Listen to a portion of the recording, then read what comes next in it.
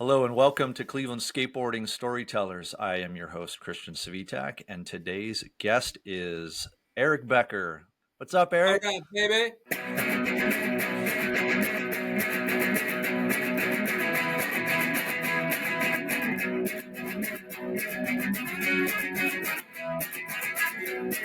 Got KO for you.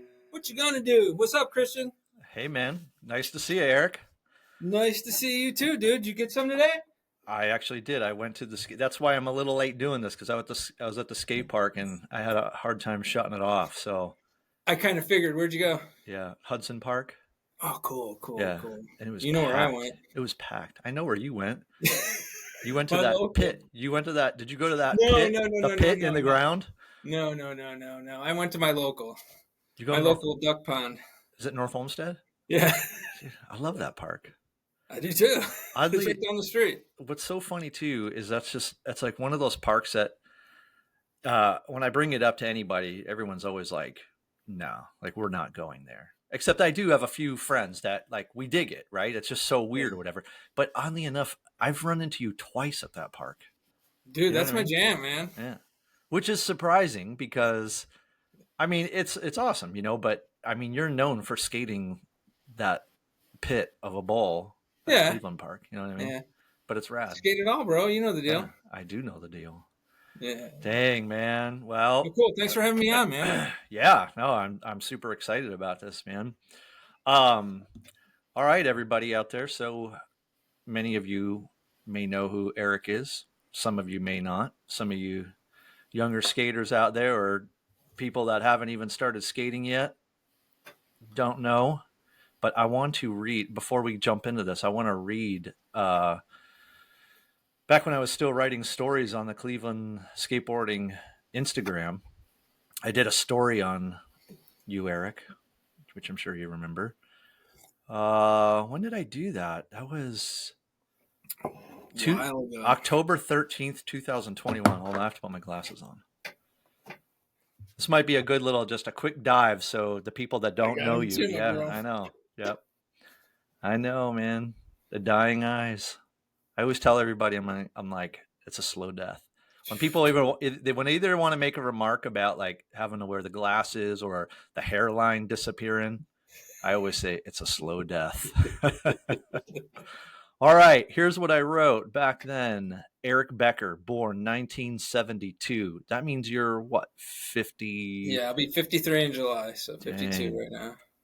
52 going on 53. Not bad. Started skateboarding in 1982. Jeez, we'll get to that. All right. What did I say here? All right, here's what I wrote. We don't just show our respect and get inspired by the current ripping young guns. We also show our respect and get inspired by the ones that have been pushing hard for the long haul, the ones that came before. We all would be so lucky to have the drive, enthusiasm, physical ability, and guts to still be skating hard into our older years. Eric Becker is one of the lucky ones. He's been living it before a lot even knew what a skateboard was and before a lot were even born. Now at the age of, this was back when you were 49, he's still at it and committed as ever. You may see him barging the Cleveland Bowl or seeking out the biggest ramps or deepest pulls with his boombox blasting some old punk rock tunes with a huge smile on his face. He's still on the quest despite the decades of beatdowns, raising a family, work, age, and real adult responsibilities. And that's why Eric Becker is still on fire. That's some truth, man. Wow. Yeah, there you go, man. Pat yourself Thank you on for the the kind back, words, man. dude. So, Nick. so yeah, for all of you that don't know Becker, he's been around a long time. And you were, when I started branching, I don't even remember when I first met you, but I feel like you were a guy that, maybe I even feel like I probably saw you at Rolling Bowl. You know what I mean? You probably didn't know who I was because I was a little kid. Well, I was a few years younger than you, but I feel like you were probably one of those intimidating looking guys at the Rolling Bowl back when I was like 13. Man. Yeah. Probably. Yeah. Yeah. So where are you originally from? My family's originally from southeast side of Cleveland. Oh I yeah. moved to Parma when I was in first grade. Okay. Yeah, Where? my What? family's Where? from East 65th and Francis over there by St. Hyacinth's, Oh kind of yeah. like South Broadway. Yeah. Yeah. That's where my That's grandma. I lived there for a while. no way. Yeah, that's And where my whole family is from, that whole area. In fact, I yeah, bro. literally just over the weekend I had some time and I went just scouring around all those old like Slavic Oh, village and east from there, Etna, just all back and through there where my great grandparents lived, my grandparents, my dad and uncles and everything like that. And then I ended up in Garfield, which isn't far from any of that, you know. yeah. Well, they went to Garfield or Parma. You know what I mean? Yeah, yeah. So you grew up in Parma mostly? Yeah. So the basic stats, I guess, would be, yeah, I moved to Parma when I was like, whatever, first grade. Uh, cool ass trip. You know, great family, great parents, all that good stuff. Went to St. Francis de Sales Elementary School, and good Catholic boy. And uh, when it comes to skateboarding, it was back in the day. So what was that? Probably like late 70s. Everyone had like a banana board or something floating around. Yeah, And I remember kneeboarding, racing on the streets because that's what we did. We hung out on the streets back then. Playing stickball. yeah. Aluminum siding was new to all the houses, so we'd just run around and throw rocks at that shit and just make all Tentum. noise and stuff. Yeah, you know, and skateboard was just like anything else. But I was thinking about it today because you hit me up yesterday about this, so I didn't have much time to like think of anything, which is cool. And I think what really got me was going to Kmart and freaking just like every other Midwest kid, I saw that big old clunky Nash Executioner yeah, in Kmart. It was like, oh my God. And I remember going to eat at Kmart with my mom because they used to have the food thing back there. And I'd be like, I'm going to go look at the skateboard, and I'd skate down the aisle on the big Nash Executioner. And I'm sure it sounds like we come from the same type of family. Extra money wasn't just floating around yeah. for like $50 skateboard or whatever it was back then. Right. Yeah. So my first big board was a Marks special, was like worse than an Executioner. And it was like $5. Wow, It was man. just black with yellow bubble plates, and it was just a disaster. But that was my first big board, and that was probably around like '82 or whatever, Wow. And that So kind of started the what trip. was there something that like drew you like to it? Did you see other people skating or anything like that, or was it just something that you saw in the toy store and it was like, "Whoa, that That was looks it. cool." Yeah, Yeah. yeah. Like nobody. I didn't see anyone skateboard. Just like I had a next door neighbor who was like a big brother, but like we just got into everything together. You know what I mean? Yeah. And somehow the banana boards is what kind of like let me know it was fun. Just cruising Yeah. down the street and stuff. Yeah. But then something drew me to that Nash, dude, and like that Yeah. that was it. Yeah. My first was a Nash Nightmare. Not My far off. yeah, man, and my grandma bought it for me. But yeah, for me it was the same thing. I didn't know about skateboard culture or anything like that, and it was I don't know. It was just in the '80s when those Kmart and all them just had the Yeah. Nashes and the Volterras, and there's just something about it that drew me to it. And then there was some kids in the neighborhood, like some metalhead kids that were riding around on Volterras and Nashes, and it just I don't know. Well, That see, was like it. right around that time, though, like especially it's very common, I think, with a lot of like Midwest kids, especially my age. You're what, 49 or 50? You just hit 50? I'm gonna be 50 next week. Okay, rad. Well, Yeah. happy early birthday. Thanks. So I don't know if you got there yet, but like growing up for us, like so many people I knew kind of like got into like hip hop and like breakdancing and stuff. And then BMX kind of like came into the mix. And then like, so like that's kind of the transition, I guess you would say, Yeah. So I'm cruising the freaking generic freaking Nash, there's a Ukrainian school down the street from my house we called the Yuki, and they were building that new church with the big gold globes and stuff in Yeah. Parma. I was gonna ask you where in Parma you grew up. I lived on So Kruger, right across from the old police station. okay, so what is that like? 54th and Snow. 54th and Snow. Yeah, kind Okay. of. There's like Is it I was close? like in between Royal Donut and I was close to St. Francis. So is that close to State? Yeah, totally. Yeah. I was in between State and 54th. I was like 2 streets over from where Gennaro lived on Wood with the ramp in the Yeah. backyard and stuff. Two Okay. streets up. Like Yeah. I used to deliver papers to Gennaro's house back then. Awesome. That was my hood, dude. That's like where I lived, and that's where I had all my ramps in my backyard and stuff. And Yeah. people come skate. Yeah. But yeah, it was a trip though, because like so many people I knew were like into like breakdancing and hip hop, which was rad, dude. Because I got to catch that shit coming up fresh. You know Yeah. what I mean? Like Yeah. stuff is new only once. Right. Like hip hop was new, and then like I caught like the second wave of punk rock, which was pretty cool. Yeah. So the BMX started trickling in, and I don't know, man. Like I thought it was kind of neat, but I mean, like, I was just like a hoodlum, and it was like more fun to just like steal the bikes and like sell them for like skateboards and stuff. I just wasn't like into it, like I had like a Skyway, and could do Miami hoppers and stuff. Man. Yeah, like had a Skyway. Forget the cherry pickers and shit. Remember that? Man. You jump on. Yeah. Yeah. So, but the whole Parma thing now, because I don't know anyone else who skated in Parma. At that time. At that time, I don't. Right. I don't think there was anyone. See, and this is one of the reasons I really wanted you to be on here, because to me, Parma has a lot of skateboarders came out of Parma. At least like by the time I started meeting other skaters in the early 90s, there was a lot of skaters out of Parma, but you seem to be probably one of the earlier people skateboarding. Yeah, it ain't nothing really I did, but it's like ground zero. You know what I mean? For real. Yeah. But like how it really got going for me though was there was this. Went to Parma High.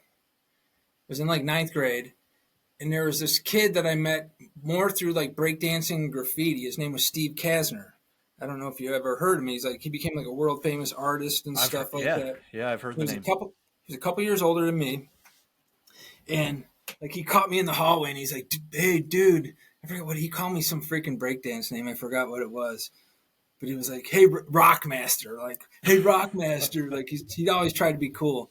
He's like, "Hey," he's like, "You want to come over to my house?" He's like, if you help me learn how to break, I'll teach you graffiti, because he was a badass graffiti artist, dude. Like spray paint, he was in CIA, Cleveland's Illegal Artists and stuff, like way back, and they threw shit up. Tight stuff too. Him and this dude Mike Bucavina, he was Photo FOTO back in the day. So there's a little graffiti and hip hop lesson for you newfangled bombers and graffiti guys. But yeah, CIA, Cleveland's Illegal Artists back in the day, stemming from Parma.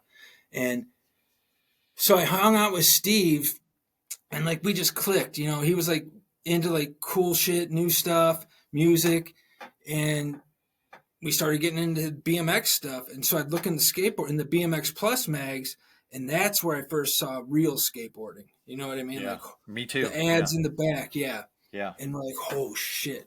So like I said, we'd go and acquire bicycles from different suburbs, and that's how I met the Strongsville guys, actually, which we'll get into. But I met my good friends, Chuck Euler, Sean Analik, Greg Strumpel, all those guys way before we skated. We met through stealing bikes and selling them at Sean's house. And you had a bike stealing ring. It was the way it was. Yeah. I mean, Sean built a ramp in his backyard, dude, in Strongsville. I think Turner talked about it. Yeah. In his mom's backyard. Yeah. And I don't think anyone paid for one piece of lumber for that. Yeah. And it was 20 feet wide, 8 feet high, dude. Oh, man. It was sick. Wow. So I met all those guys, and Steve and I clicked, and we started getting into skating together. And like I remember, like he gave me my first like real board, because before that I ended up scoring a Valterra, but I put some ACS trucks on it and like some big Powell 3s or something like that. Do you remember what Valterra was? I think it was just the splatter, the splatter board or whatever. Yeah. But that was like, that thing felt good, dude. I loved it. for whatever reason. And we would build ramps in Steve's house. Steve's mom was super cool. She was like divorced and working all the time. So it was like that house where no one was there, and Steve had everything in the You could basement. stash all your stolen bikes there. Maybe, yes. Yeah, he had this place where we could do that. And she knew, and she didn't care. We were just like, this is awesome. Yeah. I'm like, this is sweet, because my mom and dad would have freaking roped me up, man. But Steve was cool as shit, man. And he had a little bit of money somehow, so he would always get videos and stuff, skateboard videos. Yeah. Then I got like a Sims Kevin Staub with some vision blurs and some indies, that was my first. We had the quarter pipes in the backyard, like the 3 cha-chung, cha-chung, cha-chung. Yeah. Because we didn't know how to build transition. Right. Yeah. So like just getting to the third board was like the big deal. And then we learned to cut transitions and made the 4-foot ramps with like 4 inches of vert with some like rubber hose on them, Yeah. So we could go up the cha-chung ramp, then come and do an axle sit and then go back. Typical, Midwest stuff. And Steve was an ace, man. God love him. Rest his soul. He killed himself a few years ago on like Christmas Eve or something in some weird artistic way, But he was a big influence. And a lot of people know him from Parma, too. He was just a good dude and helped a lot of people kind of get into stuff and encouraged a lot of people. Yeah. The best thing about Steve, though, was he befriended, and Garth talked about this guy. Chris Leonard was his name. He was a dude from Brecksville. Cool shit. And somehow Steve got, probably because he was going to art school and stuff, so they became friends. So like Chris liked us, and he invited us to come to his house to skate, and even had indoor ramps in the basement back in the day. Oh, wow. And Chris gave Steve carte blanche on promoting this skateboard contest at his house in the ramp. This is the first time I ever met Garth, actually. I didn't meet him. I just saw him because, What year was this, you think?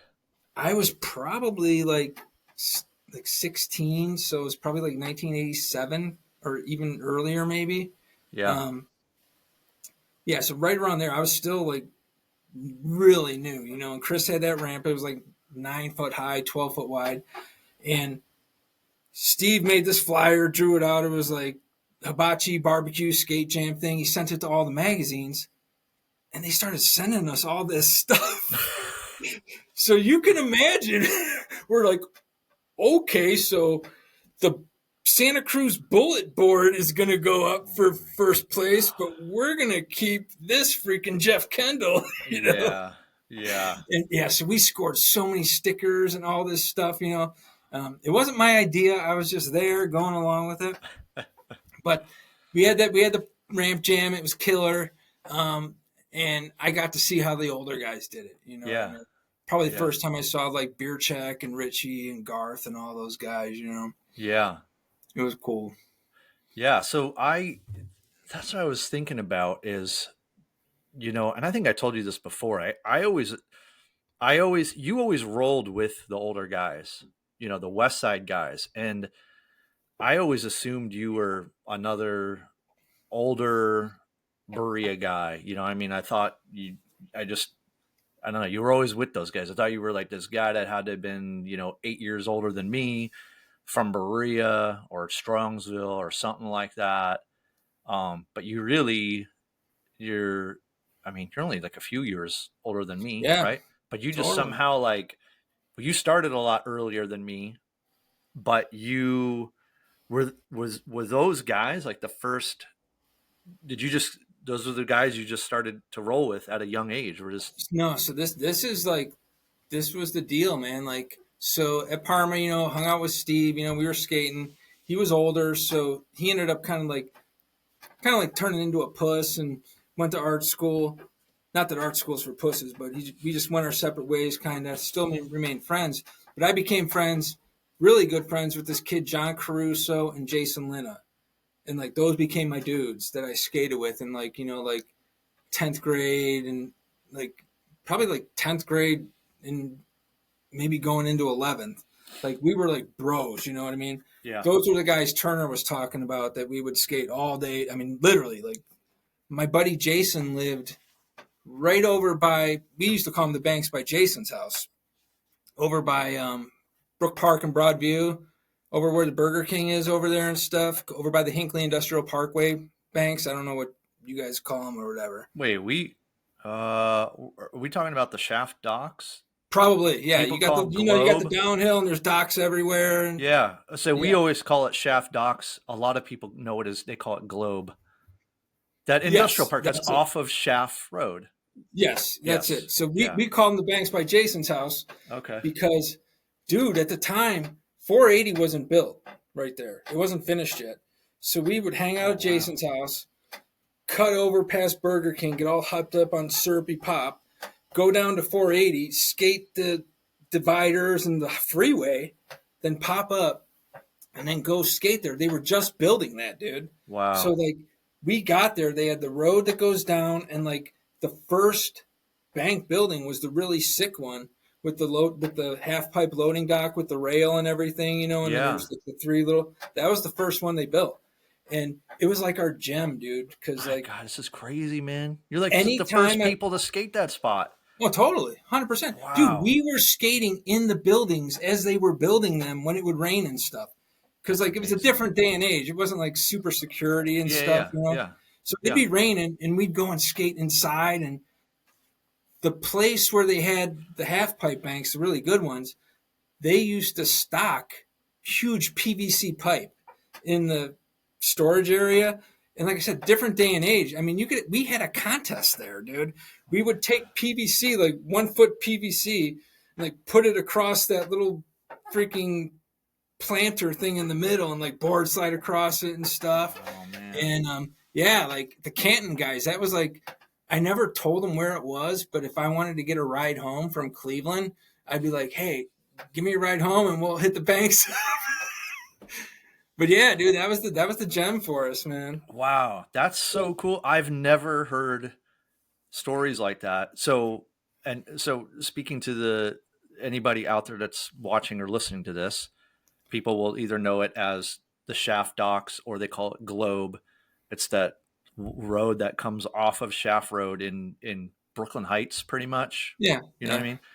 And we discovered it, me and my friends discovered it in maybe 89. And it was like, for anybody that's never been there or it's kind of past its day now, but that road also, it used to dead end, right? So people weren't just driving through that street, right? And when we discovered it, late 80s, early 90s, we would skate there till 3, 4 in the morning, and there'd be skaters from all around Cleveland, man. You'd probably skated there together. Probably, man. You'd go down there at 11 o'clock at night, and there'd be like 25 other skaters from around Cleveland just skating these docks. And it was rad because, so I figured out what it was, is those docks or that road is in Cleveland, but the other side, so there's another side of that industrial park, right? That side is in Brooklyn Heights, and Brooklyn Heights cops patrol the other side. But the side that we would always skate, that everybody really knows, that's Cleveland. And you'd be lucky, if not lucky, but you would be amazed if you saw a Cleveland cop drive down there even once a year. I don't think I ever got booted out of there, dude. Never. Towards the end, sometimes the business owners would sometimes trip, but yeah, I don't think I ever got messed with. I've told that story to so many skaters about that road and all those little banks and all that. It was so good back then. It was so good. And it, like I said, man, teenagers, man, we were just like filling the spots at 2 a.m. Cleveland PD would never come by. And even if a Cleveland cop did drive by, they didn't stop. Like they didn't care. You know what I mean? Yeah, man, it was heaven. So God, you were like the first people to ever skate. Yeah, it was cool. And new shit kept getting popped up there. It was cool. Yeah. We caught everything. It was sweet. So this is my only nostalgia from that era. So me, my buddy Jason, and John. Like I said, back then, now this was a trip too, because I was thinking about it today too. We had shitloads of ramps growing up. There were always 8-foot ramps everywhere in Parma. Wow. I could probably name 4 of them growing up in high school. And I'm like, why were they always 8 feet? like 8 foot high, 8 foot transitions. And it was because usually bikers built them or had Oh something to do yeah. with it, I think. Yeah. So, and bikers were bikers back then. Now, sorry, Nina and Paul, but we had our crew. Like you had Team Insanity, right? Yeah. We had slob skates. SLAAB. The AA because the little stobs, kind of stob was big at the Yeah. Yeah. time, Yeah. But it stood for Skaters Loyal Alliance Against Bikers, or Skaters Living Amongst Asshole Bikers. And that was Slob Skates. So anyone from Parma growing up then knew Slob. But the cool thing was is Steve made these. So this is a paper sticker from Print Shop. And Wow. look at the year on it, 1987. Yeah. And it's Pretty still cool. going, man. There's no death date. It's still going. Yeah. Here's the only other one I have. Of course, everyone was doing the freaking smiley faces back then. Yeah. Someone stole from someone who stole from someone who stole from someone. Awesome. But yeah, that was my crew, man. Jason, John, and me. We were slob skates back then, like Parma proud. So then what happened is Jason moved to Texas, like the summer going into my 11th grade year. John went to the Army. He was a few years older than us. John, God, love both you guys, man. You know that. And so I was kind of like stuck on my own. I'm like, whoa, my dudes are gone because we were bros. And the Outdoor Dust Bowl just opened up. And I kind of starting to become friends with Brett Turner and our friend Denny and stuff. The Outdoor Dust Bowl. Is that, are you talking about Berea? Outdoor Berea, yeah. Coal okay. Lake. We used to call it the Dust Bowl. Yeah. The pyramid thing. Yep. Yeah. So that's when that summer I just kind of transplanted my ass into Berea and literally lived out there for that summer. Like I was like 16. Yeah. And like we would tell the chicks stories like my house burnt down and I needed places to stay. But I literally like lived in Berea that year. That's how I became honorary Berean. Funny story though about our buddy Brett. So we skated everything back then. You know what I mean? Like you got an 8-foot ramp, we're skating it, Yeah. There were no mini ramps really yet, curbs, like Brett and I would slappy curbs for hours, Yeah. But like him and I and the people we ran with were like really good street skaters, dude. Like we were on the cutting edge of like all the street stuff.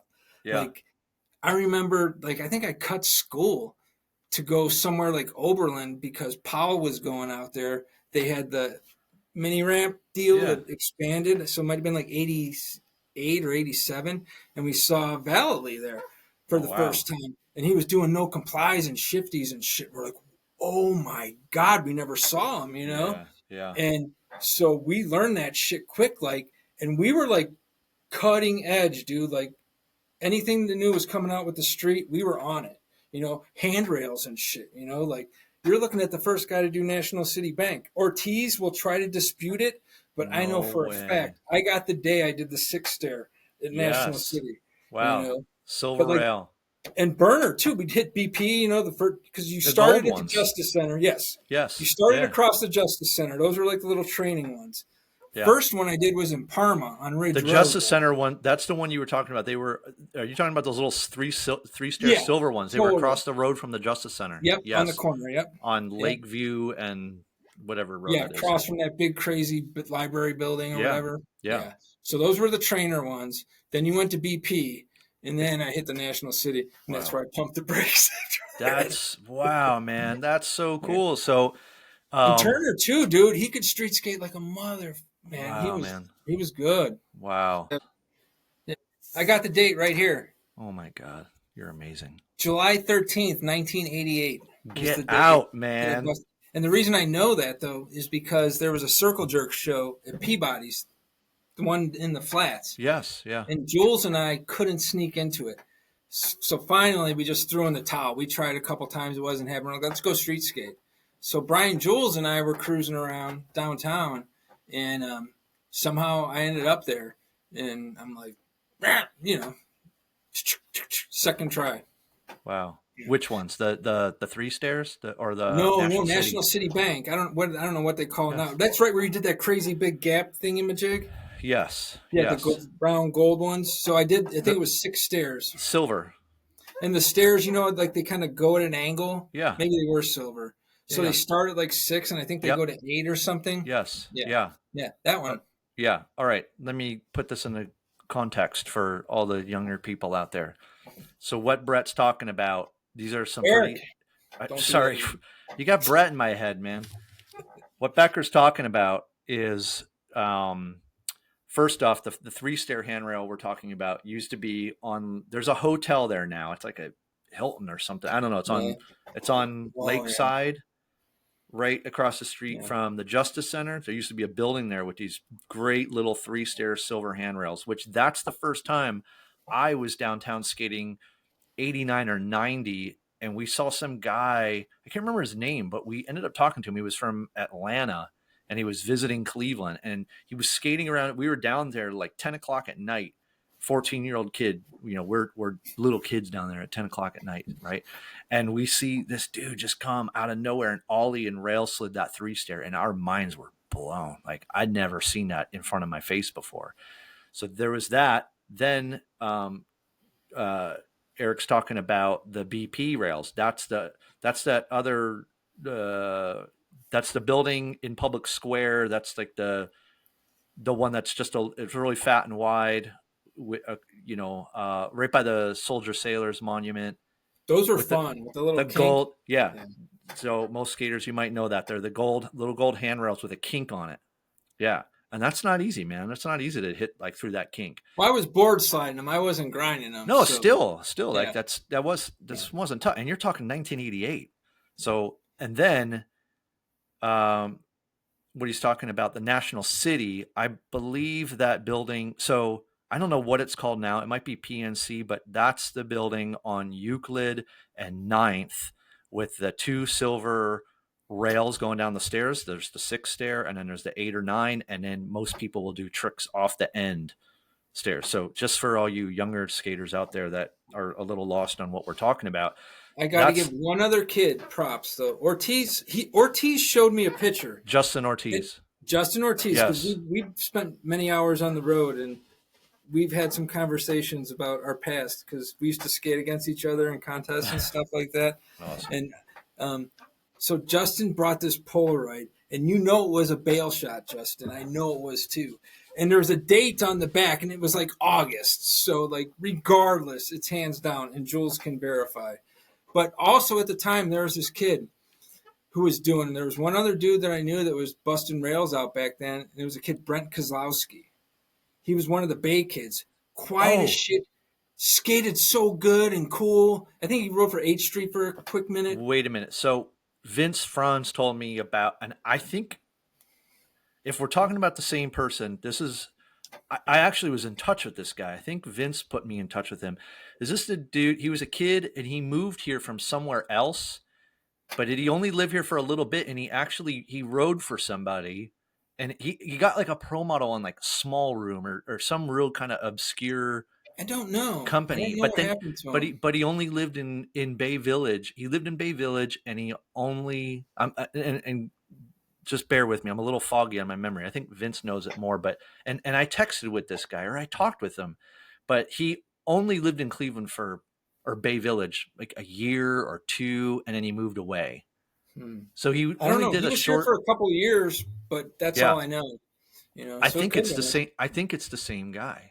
He could have been. He was good. And he was sponsored, but and he moved away. Yeah, he was good. But he was the only other guy I knew doing rails back then. Yeah, right. So yeah, and I want to put all this into context for the younger skaters out there to be doing handrails in 1988, like that. People weren't even like Naudis and Gons only started doing these rails like not long before. Like this was really new, groundbreaking stuff. And for you guys to be doing that in 88 in Cleveland, that's pretty remarkable. I mean, I started doing handrails probably 89 or 90, but that National City 6-stair, I didn't touch that till I was 94. You know what I mean? Like I was 18 years old. It was fun. It was like 18, 19 years old. Yeah, man. Yeah. I'm impressed. Yeah, but like I said, dude, back then everything was happening so quick too. You know what I mean? Like, yeah, and like it was one of those things. Like everything was like everyone we were on there, we were right on the level, like something would come out in the magazines and we were like, okay, we're going to go do it. Yeah. But then like, I remember went to some contests in like Strasbourg and I was like no complying everything because I just learned how to do them off curbs real big and far. So I did a huge one in this contest, rolled my ankle and broke it. So I was out for like 3 months. And back then when you were out for like 3 or 4 months, 4 tricks just blew by you. You know what I mean? Yeah. So it was like kind of trippy, like a couple injuries set you back, this and that, but it was a cool time to be around for sure, man. Oh man. For sure. I mean, that's my favorite era. I mean, maybe it's just because, that was the era I started skating in, but I just I love that era Public so much square because days. yeah. And also too, just the vibe back then, because there weren't a lot of skaters. So, we used to just take the bus, the RTA from Garfield down Broadway through Slavic Village, and it would drop us off at Public Square. And then that's how we started meeting other skaters. Yeah. So other skaters, from Parma or whatever, you'd meet them at Public Square and it was like, you were instant friends, it was like, because you just didn't see other skaters. Totally. And then just like that time, like I always say this, skateboarders now have decades to look back on for example. You know what I mean? But back then we didn't have that, man. It was literally, it was all happening right then, Now a skater can look back and like, oh, well, how do we do a handrail? Oh, well, I have 4 decades to look back on tens of hundreds of thousands of people that have done it. But back then, shoot, man, if I saw you jumping down a handrail, I would have lost my mind. You know what I mean? No, it was a cool time, man. And like, dude, like back then you saw a dude with some Chuck Taylors or some Vans, that were chewed up, and you'd be like, you kind of give them the look, and then the nod, and like you skate, and odds are if you were a skater back then, most of the time you had to be pretty cool, you know what I mean? Because you were all dealing with the same crap in our schools, dealing with the jocks and all that stuff, and right, made lifelong friends. Yeah, for sure.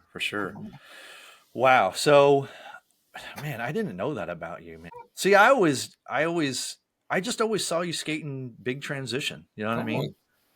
I never knew. But we skated everything back then, dude. Becker is everyone did. You were a Richie, everyone. You were a handrail chomper before handrails really kicked in the love 90s, those man. Things, man. I used to be able to ollie. Yeah. Want to go skate some handrails this weekend with me? If I could ollie, bro. I'm just kidding. I couldn't even ollie in the bank at North Olmsted today, man. No. I'm not complaining though. I got a fake knee, so it's like this is my back knee, so it's whatever. Hey man, it's all good. You're still doing it, man, and that's totally. That's amazing.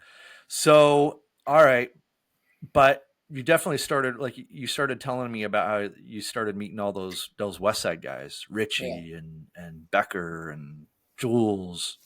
Go into all that because there's a lot of names there that need to be. Brian, I met through Berea. Brian, I met like staying in Berea because Berea was like a tight knit little place. You know what I mean? So that's when I became good friends with Brian and Dave Barry, which was another guy. He was like Brian's sidekick back then. They were a little bit older. So Turner and I were kind of just like the little skate rats. And Brian and Dave were still skateboarders, but they were like over 21 and could buy beer and hang out with chicks. And Brett and I were just losers skating and eating crazy bread. And once in a while we'd get a courtesy smooch from a chick or something. Yeah. But the story how I met Richie, because like I saw Richie and like beer check around, like at Leonard's and then a couple times at Impic because we started going there on occasion, And of course, we were skating the Commons, in Berea and stuff. But I was down at the outdoor Berea park by myself and just skating around one day. And Richie was driving his mom's car at the time, this little Chevette, and Beercheck was with him. And they kind of just pull down to the bottom, don't even get their skateboards out. They're like, hey, like we heard there's a new ramp in Elyria. And I was like, yeah, man, what's up, dude? And he's like, you know how to get there? And I go, well, I just skated it last week because I did. I forgot who I went to skate with, probably Brett or somebody. There was this ramp by this Wendy's in Elyria that was like, do you ever see those old NSA videos with that Terror in Tahoe massacre ramp with all the Yeah. different extensions and stuff. Yeah. It was kind of like a mini version of that, like with Wow. all these weird extensions. Crazy for back in the day, dude. First time, multiple lengths, extensions, a rolling and stuff in some ghetto backyard. It was beautiful. And so I went and skated with probably like Brett and Dave Barry and them. And so they're like, yeah, do you know how to get there? And I'm like, yeah, totally, man. They're like, well, you want to go? And I'm like, all right. Now, I had no idea, dude, like how to get anywhere out there whatsoever. All I knew was buy a Wendy's, So somehow I'm in the back seat, and the first time with Richie and Beercheck, and they're just like jamming like Zeppelin and doing little one hitters and stuff, and I'm like catching a contact buzz in the back, and I'm loving it, dude. But we went and skated, and like I remember we skated, and I was kind of battling Beercheck to do sweepers, like on the 8-foot section, and we kind of like became friends there. That was the first time I started really being friends with those guys, And Richie was like, come to my ramp, So one day I just came to the ramp, and that was a scary thing in itself. Did you ever go there? No. No? Uh-uh. It wasn't scary. It was just cool. It was intimidating. The ramp was like 11 foot high.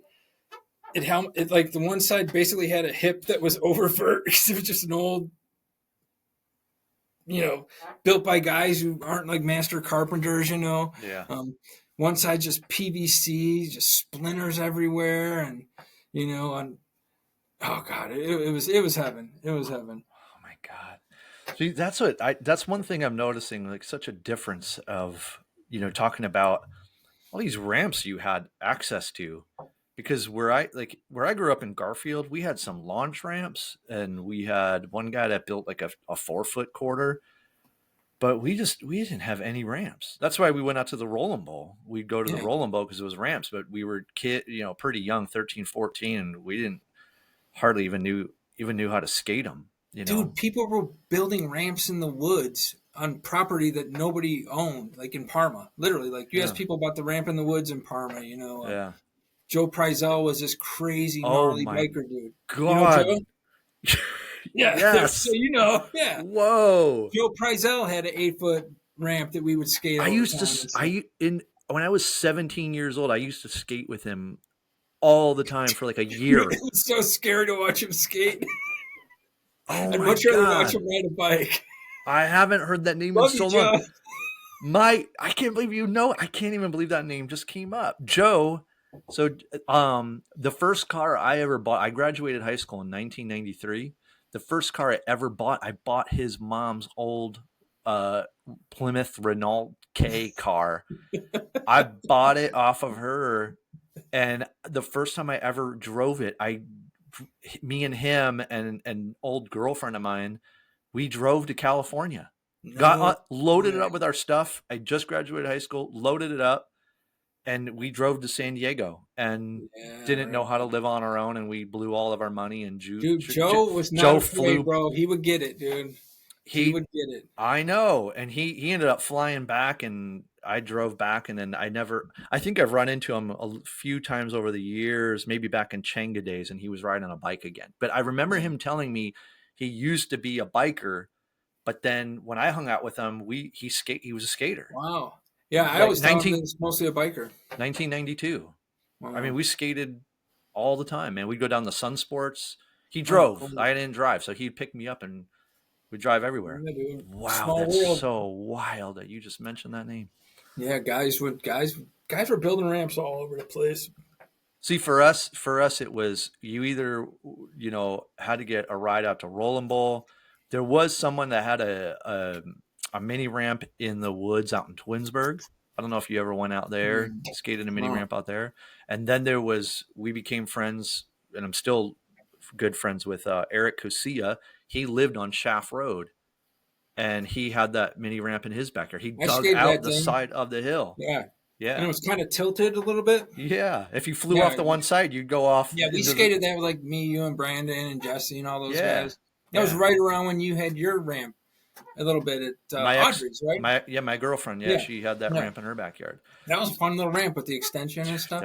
That ramp was great.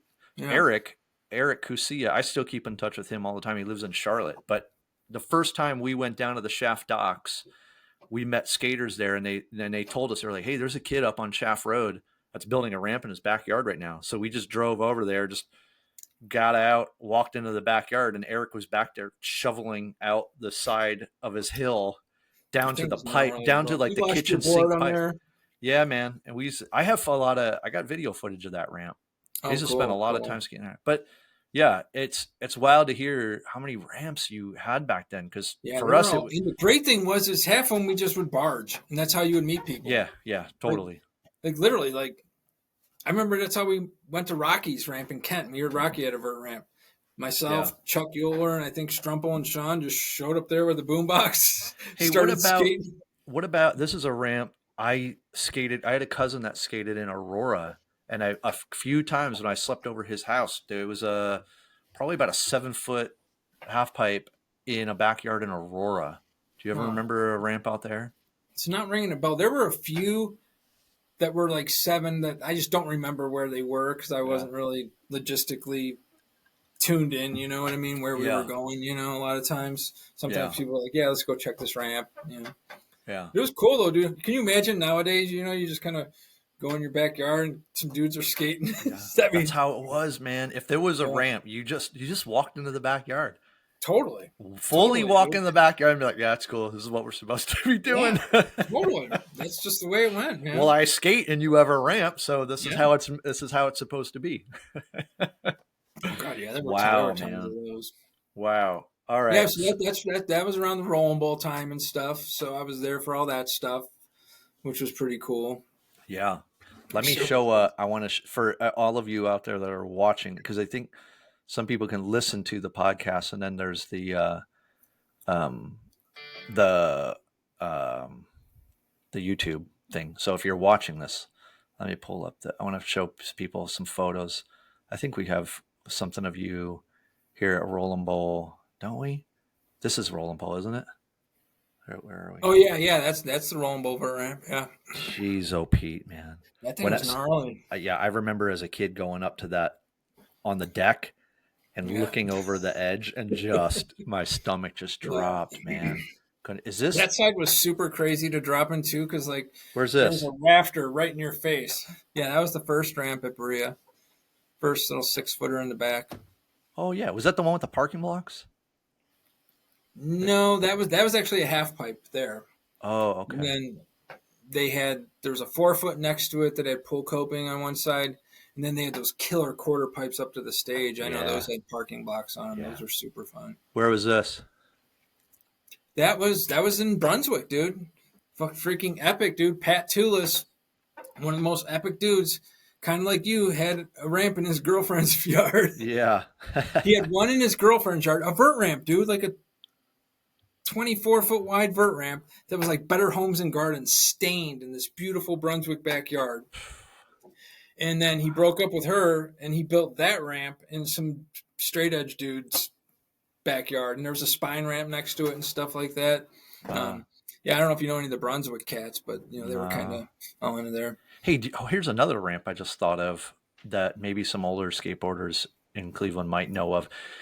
There was we used to always scour industrial parks all over the suburbs, right? Mm-hmm.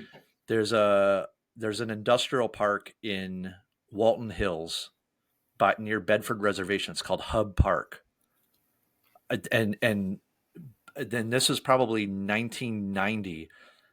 I guess the story was that this guy that owned this business back there, his son skated, and there was a full, like the gnarliest, this thing had to be 6 feet tall with like a foot or two of vert. It was gnarly, and it was just in the back of a parking lot. It was a ramp? Yeah, a half pipe. Man. I skated it.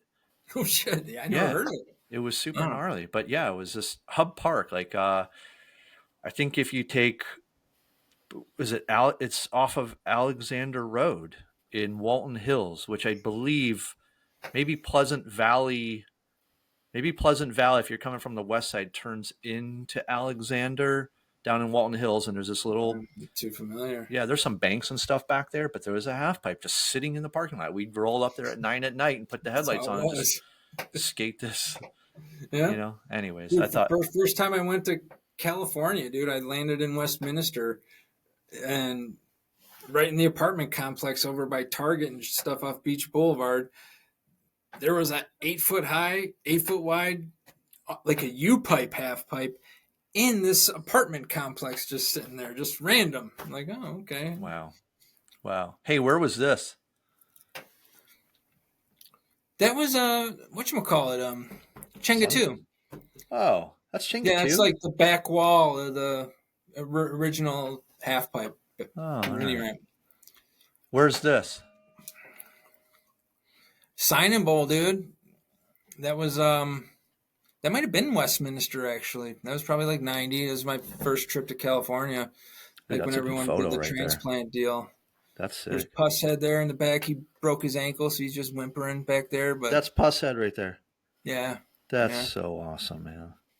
Yeah, but that was Dan and Ruth's signing bowl. Like you literally like they called it signing because you'd go in and sign a little waiver and stuff, and they had big raging parties, and there was ramps back there and stuff. You know, a lot of the blockhead guys would go. That's the first time I ever saw Omar and stuff Oh, yeah.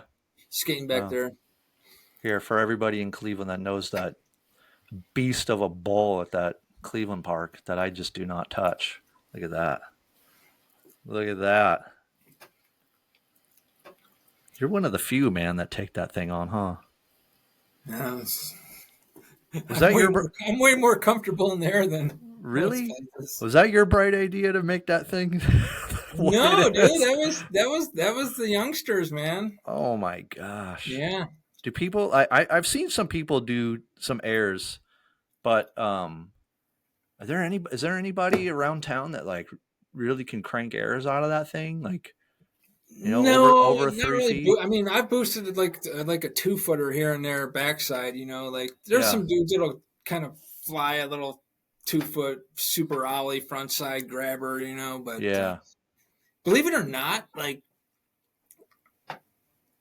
even though you can whip around pretty fast, it's hard to get really speed to go straight up and down to blast an air out of there. So Yeah. I mean, it's super fun, but How deep is that thing? I don't know. It's not very deep. It's deeper. It looks deeper than it is. I think it's only like 8.5 feet deep, to be honest with you. Oh Yeah. my God. I think Alan Krause measured it one day. I think he said it was like 8.5. I don't want to have anything But, to do with that thing. No, I've seen a lot of dudes like murder some inverts and stuff like Yeah. you know, like Patrick McKenna and shit like that. Patty kills that thing. You know, I see there were a handful of. I'm trying to think who was the one street skate pro dude that showed up there one day, and I was pleasantly surprised. It'll come to me. It's not ringing. It's not Was he ringing from a out bell. of town? Yeah, he's like super like freaking like X Games Street League dude. Like I can't remember who the hell it was though. Huh. Real nice kid too, but he butchered that thing. It Really? was cool. Yeah, it'll come to me. Wow. Man, that thing's gnarly. I'll go in and carve around it, and I'm just like, yeah, I'm all right. But that's Yeah. the modern day Becker. That's what I associate you with that bowl. You know what I mean? I feel like No, it's like nice to your have, dude. bowl. You keep tuned up in that thing, you can go anywhere and skate. You know what I mean? That's true. I know, man. I used to, believe it or not, I used to skate vert like quite a bit. I heard you talking about that. Yeah, man. I used to have a routine. My house in California. I'm right by Burnquist's house, and then Tony's whole his building where he runs, birdhouse and his whole compound. That's all right by my house in Oceanside. So I would make a routine of like skate Bob's or skate Tony's, and then it was awesome because if you could just hold that, and I only have like maybe 10 moves on vert, right? But if I could keep those 10 moves solid on those ramps, then everything else just felt so easy, You go to anything else and it's like, so yeah, no, I get it, man. Yeah, we had a few good vert years out here where like everyone was pretty tuned up. Like that dude Pat I was telling you about, like those ramps were good, and like a lot of people were ripping hard, like Brandon and like. Dude, Like talk about Richie Brandon. Talk about Brandon because Brandon is he's one of my Cleveland favorites. And You're I one of know his. what's that? You're one of his. Oh, dude. He always liked you, man. That's awesome. Still does. What am I talking about? Yeah. Do you keep in touch with him? Yeah, bro. He's getting out in June. He's getting out. It's gonna be awesome. Wow. Yeah. So Yeah. anybody that doesn't know what we're talking, Brandon Wagner, Berea skater, right? Yeah, Yeah, totally. Berea. He's about as free as you can get. Yeah, he's been locked up for a little bit, but he's getting out. Yeah. Wow. Yeah, so Yeah. I actually that was right around that vert ramp time. Now I knew Brandon and like Jesse from when I was like Berea transplanted, that summer and so. Yeah. And I'd make my way back to Berea to hang out here and there and then roll and bowl, but like we weren't tight, they had their own little crew and I was like hanging out with like Richie and my good friend Chuck Euler and some of the Strongsville guys, And so like it was like I went to California, came back a couple months later, and like I don't know what happened. I think I just got like pissed off at my one friend group, and I was like already starting to talk to Brandon because he had the freaking best record collection. I was like starting to get into like more obscure punk stuff, and somehow it just naturally just started meshing, and we started skating together, and PT had those vert ramps, dude, and like if you've ever seen Brandon skate a vert ramp, like back then, it was insane, dude. Like the best backside Smith grind you've ever seen, probably. Like maybe like Lorman, like just freaking just elite, unique. I know. And I've seen it. I know. Yeah, it's awesome. But dude, we'd go to like PTs, drinking like $2.99 12 packs of J Rupert's on the way there, just. And like all the punk stuff was new, so like all the stuff we're listening to is just brand new. We're all jazzed up. And we had this thing that year of that Madonna picture, like we'd drop in to do an invert tuck knee because we couldn't do regular ones, but we could do sick tuck knee ones. Wow. And we try to get as far to the side of the ramp as possible, and like, but that was our thing. You had to drop in and do an invert. And that was the summer. Like we were like flying all over the place, man. It was super good. But yeah, Brandon, he always killed it, man. And obviously, I think he's one of the freaking best frontman in Cleveland punk rock history. Yeah, by far. Yeah. So for anybody that doesn't know, that opening song to the show that plays while the logo is playing, that is Brandon's old band, the TKOs, and that's what you were playing on guitar. My old band, dude. That was our band. We started it. It was me, Brandon, Fat Shane, Brennan, God rest his soul. Yeah. And original drummer was a dude named John Singleton from Berea, but then our buddy Frank Lima, God rest his soul, came in and played drums on the record. Yeah. Wow. Yeah, he passed away a few years ago. Wow. But so on that recording, I went to Phoenix, Arizona, and then like Keith came over, but we had the TKO set for like 3 shows, like all that stuff, Anthem, $6, Disconnected, Young Girls, all that stuff was already done. And that's all Brandon. Yeah. Like literally, he like wrote the little catchy things and kind of had the words and the melodies in his head. And like, he'd just be like, hey, figure this out. And he'd hum something and be like, okay, we were just learning. TKOs are one of my favorite. Yeah, they're one of my favorite Cleveland bands. The TKOs is pretty much all Brandon. Yeah. Like Shane wrote like Boulevard on guitar. I would throw some weird parts and maybe some arrangement ideas, but it was pretty much all Brandon, On my YouTube page, I filmed 2 TKO shows, one at Peabody's, and I believe one at Peabody's, and the other one was at that. What do you call that club? Like the something Pieta Club or Paeta or Speak in Tongues or whatever. Yes, it was like above Speak in Tongues or something like that. Yeah. I filmed those 2 shows. That was a big one. I remember going to that one. I'm almost positive I have both those on my YouTube page. So yeah, I got a Peabody show on YouTube. It might have been something you filmed. I got a copy of it long time ago. Okay. Yeah. So anybody that's watching this right now, you're on my YouTube page. So after you're done watching this, go scroll down. I think I have it under a category called Other or something like that. That's the TKOs, and that's Brandon Wagner.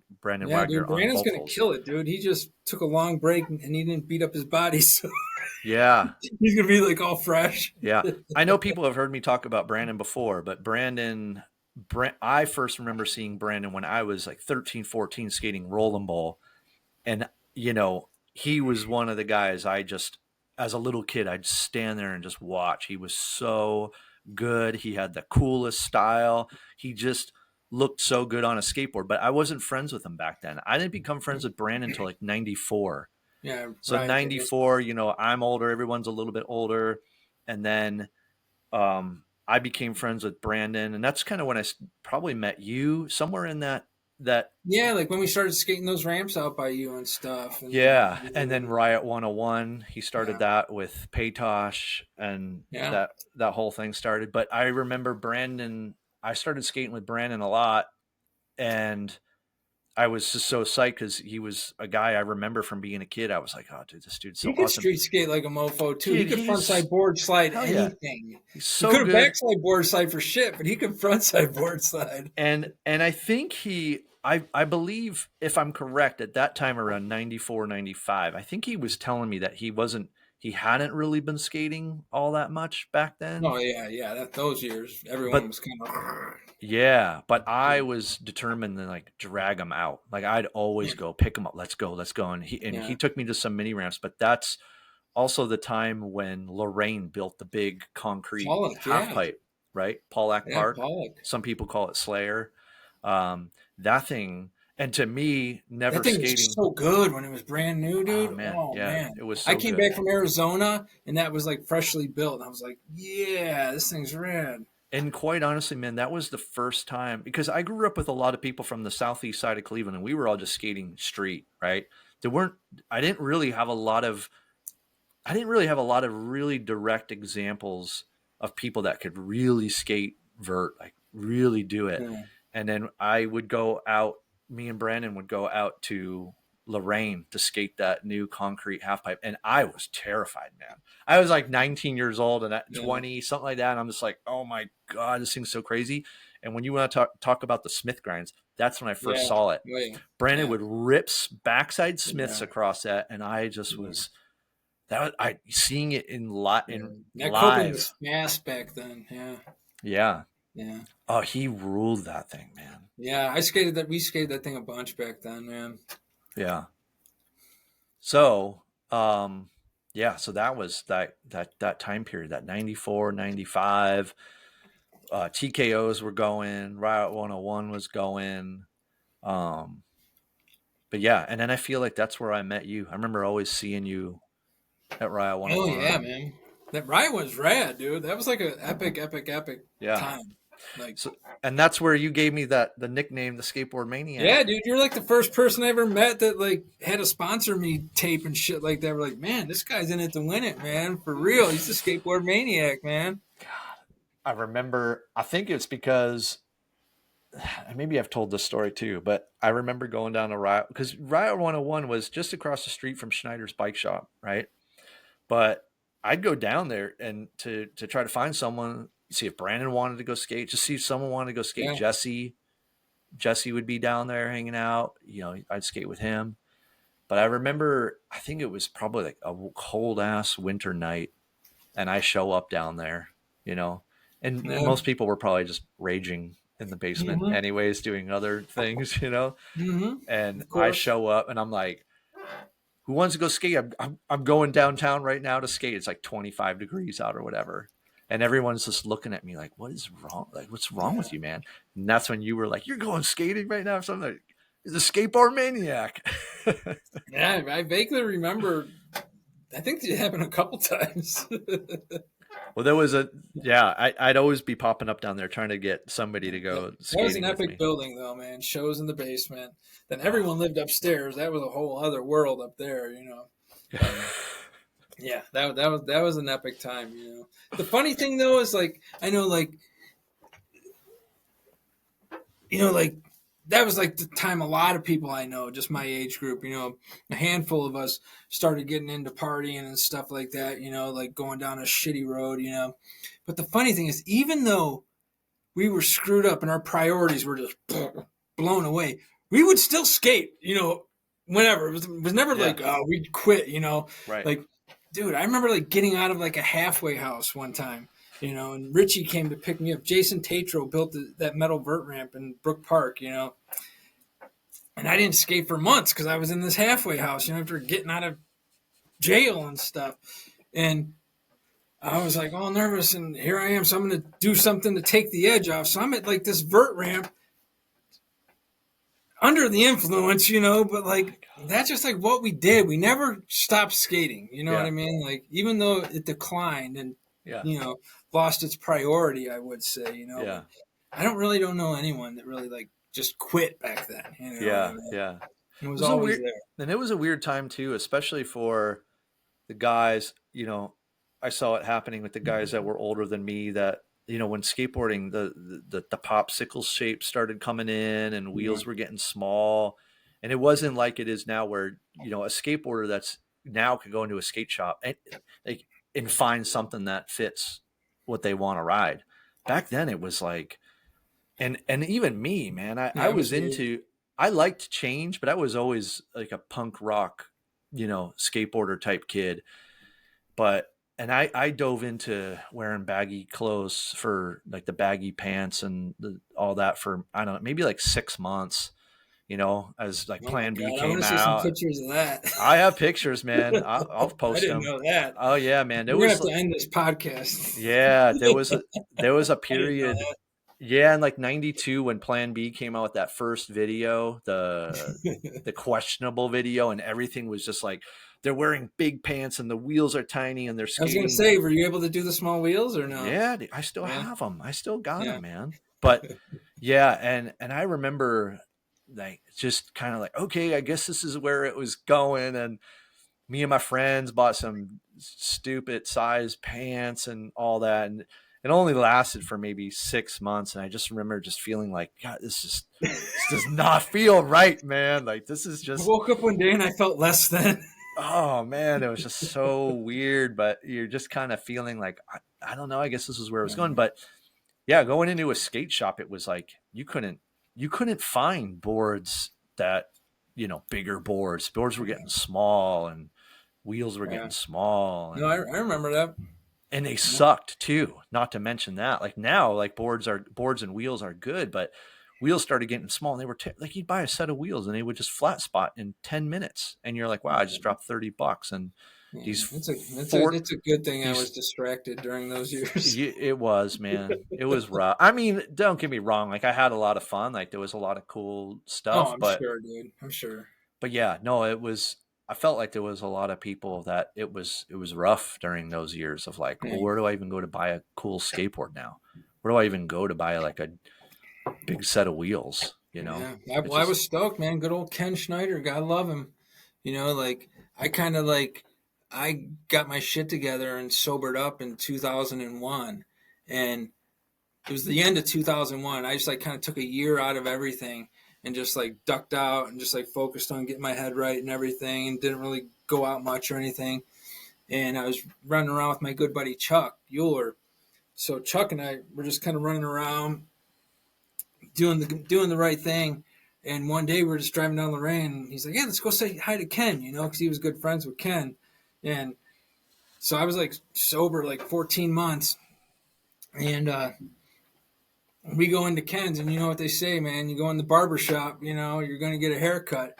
Yeah. And I went in there, and like you said, though, all they had were popsicles. So I got like some 9-inch Alva popsicle deck, but man, I put that thing together, and I was living on the east side at the time. And there was this little place on Broadway, kind of up by South High, this parking lot across the street. Yeah, man, I know that these little really banks, just really chill. There might have been a building there at one time. And dude, I just remember skating at night just by myself that night when I put that board together, and it was on. Yeah. It was on. You've been ripping ever since. Yeah, that was like round 2, you know what I mean? Like that's when all that started, Yeah. Wow. Good for you, man. Because I feel like you've been going strong for a long time, man. I've had a hell of a run, man. I'm stoked, dude. I can't complain. You're still going. Complain. Try, Yeah.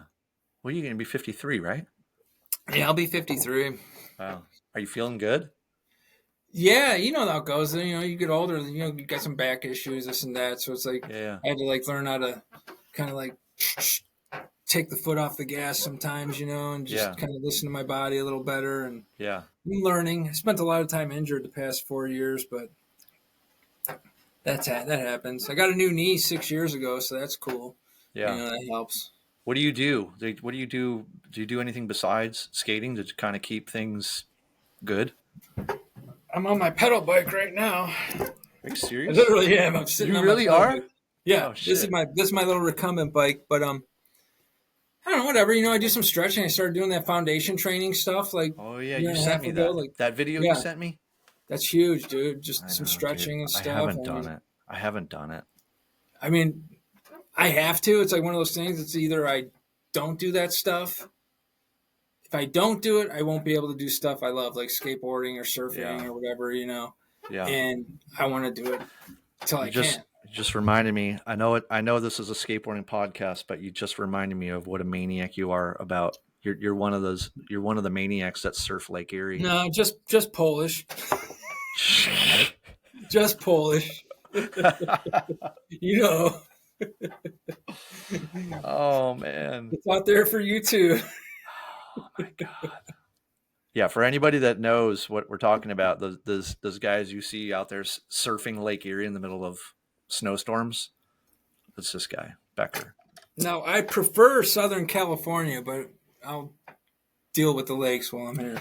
I know, man. And I know, like some years ago, I told you I wanted to go out surfing with you. It just never works out. It's just weird. It's like weird timing. Like I remember you hitting me up and I'm like, you know what I mean? I usually need time to okay, I'm going to go. Yeah, totally. Well, no, sometimes the swells pop up quick. Like it's hard. Right. I'll keep you in the loop though. It's not. I got a quiver, like 6 boards, dude, in the garage. Summertime.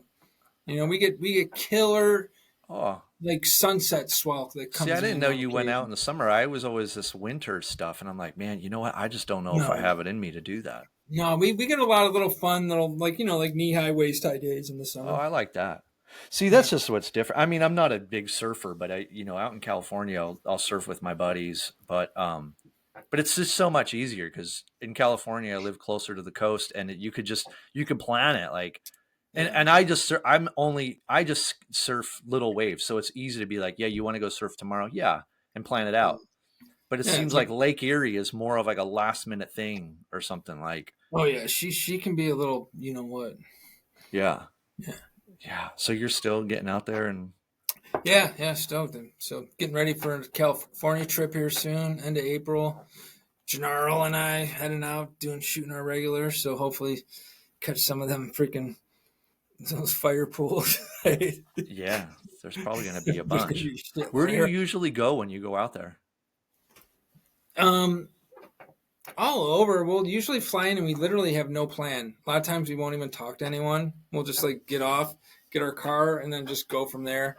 We always roll with my good buddy Mike, and we hang out with Mike and Rita. I don't know if you know Rita. You know Rita.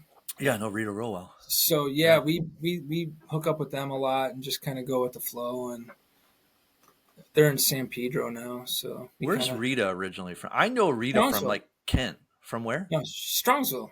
Strongsville. Okay. Yeah. Anybody? Strongsville was like another big skate town, man. Like, like it's funny too because do you know Greg Strumple? I know the name. He owns Tattoo Faction. Tattoo studio and world-renowned tattoo artist. My friend Chuck, world-renowned tattoo artist. Our friend Mike Hutton, who had a half pipe in his backyard. You might have heard of Hutton's Ramp or seen pictures of Hutton's Ramp in Strongsville. Yeah, is right down the street from the Strongsville full pipes. Remember those? Yeah, those metal full pipes. Yeah. Those were sick. Yeah. But like all those Strongsville guys that skated, and Greg was a ripping skater back then. First he was a biker, and we met him at Sean's Ramp. I'll never forget him trying to do, he said he was going to try to do 540s 10 times. So we would sit there. Now, mind you, we were still like slob dudes. So we didn't like bikers at all, but we'll go and play the game to skate their ramp because it was a full bike ramp. No coping, no nothing. And we would watch him. Boom. Boom. And Greg was kind of a dick back then too. So it wasn't a bad thing to watch. Boom. Finally got to number 10. Boom. I'm like, Greg, one more time, man. You almost But anyways, like all those dudes are fantastic, amazing artists now, like, and I was good friends with a lot of them. Wow. And a lot of good music came from Strongsville too, like a lot of those guys were cool, like James from Ringworm and, like a lot of good stuff, man. God, But Ringworm's nothing another one compares of to my Parma, favorites. dude. Nothing. Nothing. Think about this though. Gennaro and I were thinking about this. Pound for pound, Parma, from what I know, has the most people still doing rad shit that they did Yeah. when they were kids. Huh. Whether it be music or I don't know what it was, but it was cool, man. Maybe Parma just has a bigger population. You know what I mean? So the Hey, numbers. Yeah. Yeah. Yeah. Yeah. Yeah. Yeah. Yeah. What about? So I used to skate in Parma a lot. Had a lot of friends in Parma, but you kind of were just your age. Like you slid right into that kind of around the older. I say older, like older than us generation, right? So did you yeah. ever know? Like when I think of Parma, I think of Dwayne Wood. He was my age. Dwayne Wood, Mike Maloffa. That's Of course. Jerry I know Maloffa's I older know Dwayne. I brother. don't know him, but I know Mike and of course Jeremy. Yeah, Freaking awesome legend, human being, man. Rest yeah. in peace. You know Mike Maloffa? Did you or you know Mike Maloffa? Yes, I wasn't. I was friends with Jeremy though. Oh, Like okay. met Mike, like, Yeah, yeah. but I wasn't like really good friends with him. I didn't Okay. meet Gennaro until like probably 2004 or five or something like that. Oh, really? Just Okay. through skating. Like we just kind of crossed different paths. He had like big long dreadlocks and looked like Counting Yeah. Crows dude. And I'm like, sorry, bro. Mr. Jones and Totally, me. dude. Oh, I'll show you one of those pictures. Gennaro's awesome, man. Yeah, Um, he's my road dog. yeah, that's interesting because again, the mid '90s, like when Roller World was going, remember that? Oh yeah. I mean, there was Well, a dude, the lot first of the first real skate spot, I think, for me at least, was the Photon Banks.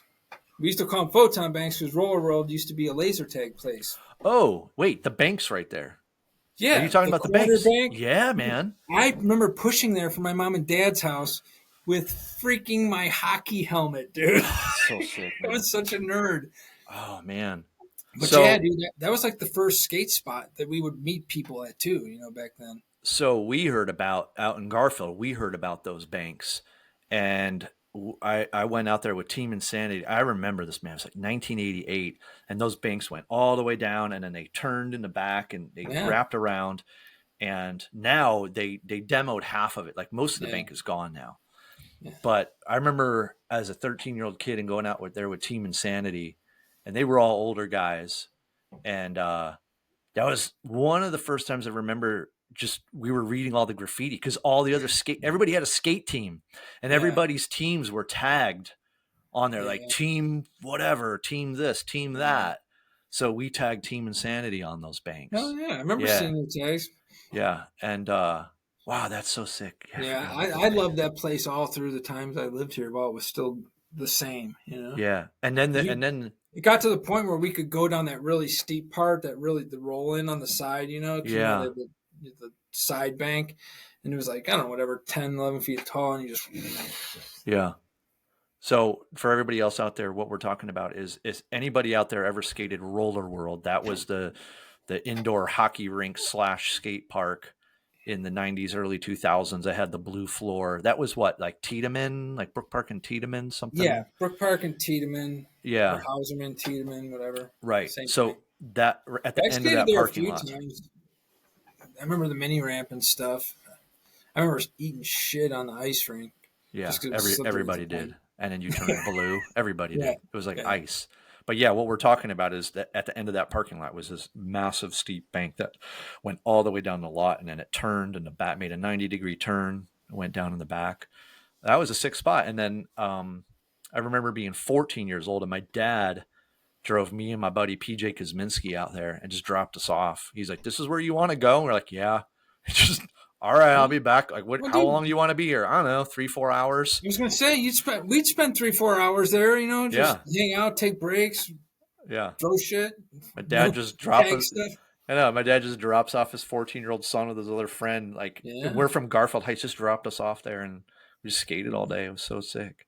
Yeah, there was Uh, an egg pool in the apartment building too. We always kept our eye on, but never got to skate.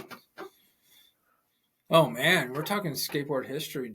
There's so much, dude. I could talk for hours, I man. know I could too. And this is just like round one for me. You know what I Yeah, mean? Like, I know. because like I said, once like the O's, like the early O's came around, like there was youngsters doing it. I Like know.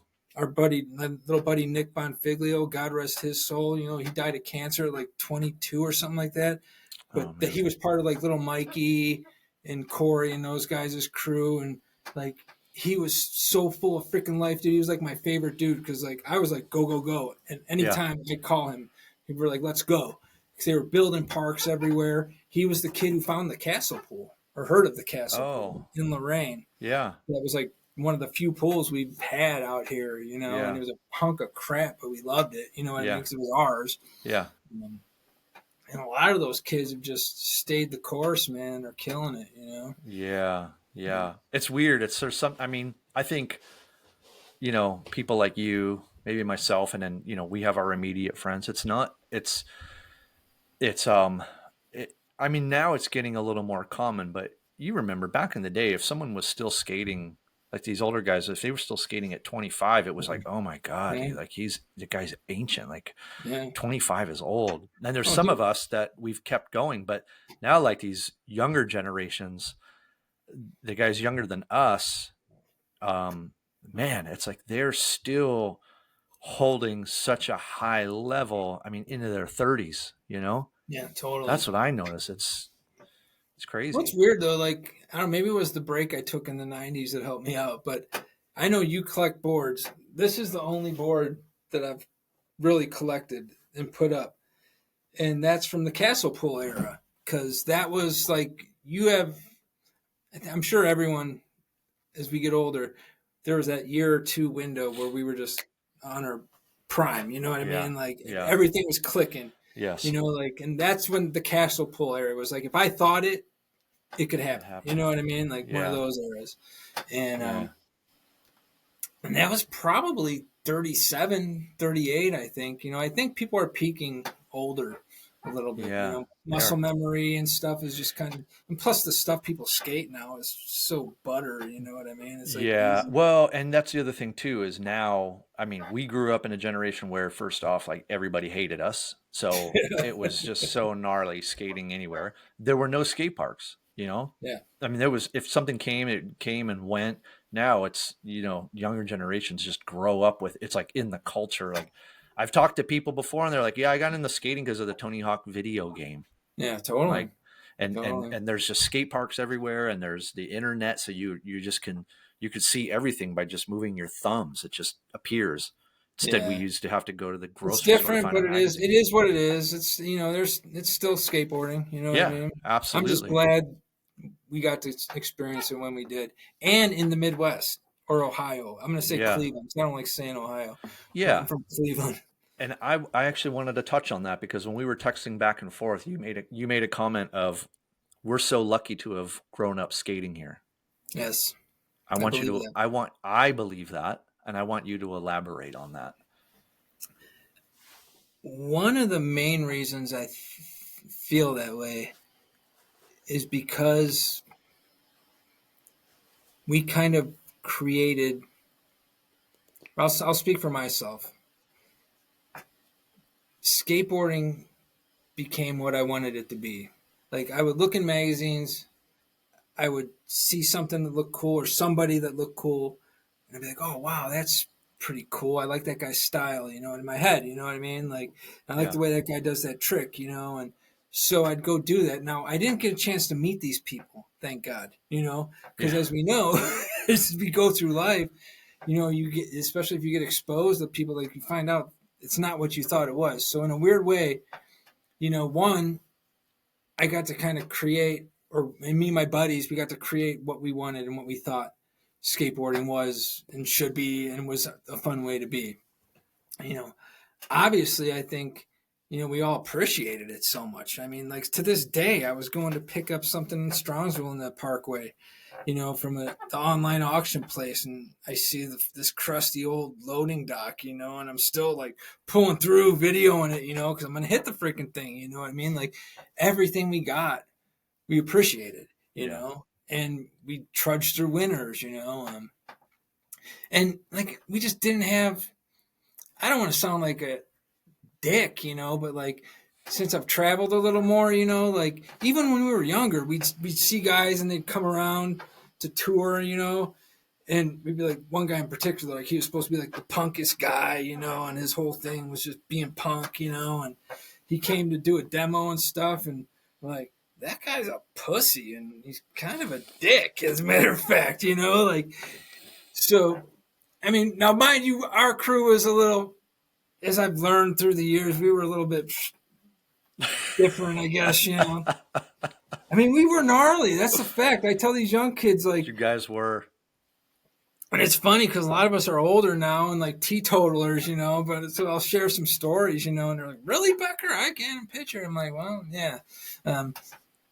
You guys. No, I think one of the big things is, like I said, it's a lot of Midwest guys. It was just like, we were in it for skateboarding. We weren't in it for fucking sponsorship. We weren't in it for money. I mean, that wasn't even a thought of it. You know what I mean? Like, we just wanted to rip and have a good time and have a heavy session. And I think we're so far removed from that culture of skateboarding. You know what I mean? Like when you go to California, Exactly. it's like embedded in the culture, man. Like, Yeah. and yeah, for us, our culture was a blue collar steel town. That's the culture. And we somehow took skateboarding and like made it fit in there somehow, but we still had to live within these parameters of what was expected of you as someone growing up in a town like Cleveland, right? And it's hard to explain to people that don't live here. But I remember when I moved to California, and I was working at Tracker and I was living at Tracker, and I was telling them my experiences of growing up as a skateboarder in Cleveland in the 80s and the early 90s. They couldn't even believe what I was saying. They couldn't believe it. Yeah, that's different. Yeah, and they're just like, "What? Really?" Like it was like that. I'm like, it was, yeah. And yeah, but you nailed it. You did it right though, because like it was in your heart first. You know what I mean, for the right reasons. Yeah. And your path just took you the way it was supposed to go. It was awesome. You know what I mean? Right. Like I met some people where it's just like some jock shit. You know what I mean? Like to a degree. I know, and that's why I've said to people are always astonished of how much I purposely try to stay disconnected from a lot of skateboard type stuff, because I was so thrown into the middle of knowing everything. I felt like I knew too much, and I felt like the curtain was pulled back and from the wizard, you know what I mean? Yeah. And I was like, I just want to cover this back. Yeah. Can I just cover this back up? It's going to be interesting to see where it goes, though. I mean, you know what I mean? Like where else can it go? It's going to be insane. I have no idea. Yeah, I don't know. And I always say I've gotten to a point where it'll be interesting. At the same time, I don't care, as long as it stays how I want it in my mind. Yeah. That's it. That's all I care about, As long as they keep that piece of shit North Olmsted Park open, I'm cool. Yeah, dude, that place is great. Yeah. So I want you to rifle off some names, man, that you think. First, I want you to rifle off names that are you think need to get. Just shine some light on some names from the past, like Cleveland skateboarding's past, that were your favorites, man, or just okay. Of course, all hail, pound per pound, the heaviest skateboarder that I've sessioned with, Richie Hamilla, by far. And you got to get him on here because he's got all the good photos, dude. Okay, so let me just pause it right there. Rich and I have been trying to pull this off. Oh, really? Okay, so we have been we've been paying text tag for a long time now. Okay. But there's always like kind of this or that, either on his end or my end. It's not lining up. Okay. We almost had it going. I sent him the email and everything, but he was having a hard time like getting all this lined up. Do you keep in touch with him? It's periodically, yeah. Okay, I We're think buddy. I'll text him. I'll get a. can I'll put the. you? I I'll write need the you to player. help him because we were. He was trying to line everything up. He's like, "Dude, I can't." I'm setting up a jam room. So Richie, we're gonna jam, and you're gonna. I'll set this thing up for you. Okay, can we please make this happen, man? Because I really, really want to get him on here. And yeah, I think I mean, maybe. he's Cleveland skateboarding, dude. Like Yeah, Cleveland, I Cleveland. know. I Like know. City and limits, like man. coming straight to Cleveland, you got to go to Impet Park too, because Yes. like that's where you had the Fulkerson brothers, Phil. Yeah. God love him. God rest his soul. Yeah. You know, like all those Impet guys. You know, a lot of Cleveland guys like Mark Price, Chris Lonzo. Like Impet had its old crew. Most of those kids were just like West Park kids. You know, Yeah. they were cool as shit, punkers. You know, and that was our spot. You know, but yeah, Richie for sure, man. You know, Lurch was a big brother to me. You know, and a bad influence in a good way. You know, I can't say enough about my buddies from Strongsville too. You know, Chuck and Mike Hutton and those guys. You know, like Chuck especially. You know, man, always he was like a brother to me. God love you, dude. And I'm trying to think of people that people don't know about. You know, a lot of those Berea kids. You know, like I think Burner mentioned a lot of them. Yeah. Um, Yeah. Burner he has a pretty good memory. yeah, totally. Like all those Berea kids were good, and like my little buddy Jeffro, who just passed away a couple of years ago, Jeff Nornberg. You know, that kid. He was part of like little Mikey Quifo, and all those guys' his crew. That kid had the best natural style, man, like some Chris Miller type stuff, you know, like just so natural and beautiful, man. Trying to think who was skating the big stuff back in the day. Beer Check, man, you know, I was thinking him, yeah. Tom Beer Check. That's a name that usually comes I up. talked to him about 2 years ago. We got him down to the skate park. Oh, yeah. Yeah. But yeah, he was just another natural skateboarder. You know what I mean? Yeah. Like he just frontside grind and do inverts just like nobody's business. You know. And all the young kids now. You know, like I mean. Yeah, rattle off some of those names. Well, a lot. I haven't been out that much this year. You know, but I mean, like, you know, I skating Sammy's pool. You know, God love you, Sammy. You know, man, yeah. freaking hooking up this backyard pool and skate park. You know, and. I have a photo of you that's here. where I got to start meeting, you know, like Freeberg and, you know, Justin and Jared and all that, those guys. Freeberg's been ripping for a long time now, man. Here you are. are. And he can last in the car too, man. I've taken him to the Outer Banks and many, many road trips. You know. There's you at Sammy's right there. Yeah. That's sick. Look at you. I don't know why freaking Justin freaking is fucking still here. I mean, that dude freaking is insane, man. Like I watch his stuff and I'm just like, holy shit, dude. You know. Yeah. Hey, those are guys I've gotten to go on road trips with, you know, yeah. so I know them a little better, so I feel comfortable mentioning their names, you know. Did you see the Derek Ironwing's new video, that 216 video? Did you watch that? I caught some of it. I didn't watch the whole thing with full focus yet. So you got to sit down and watch that whole thing, man. Yeah. There's some other really good ones too. Big Hell and the other one I'm not V. Yeah, I watched Derek's all the way through. It was like super cool, but I was like in the middle of doing shit, you know. Yeah.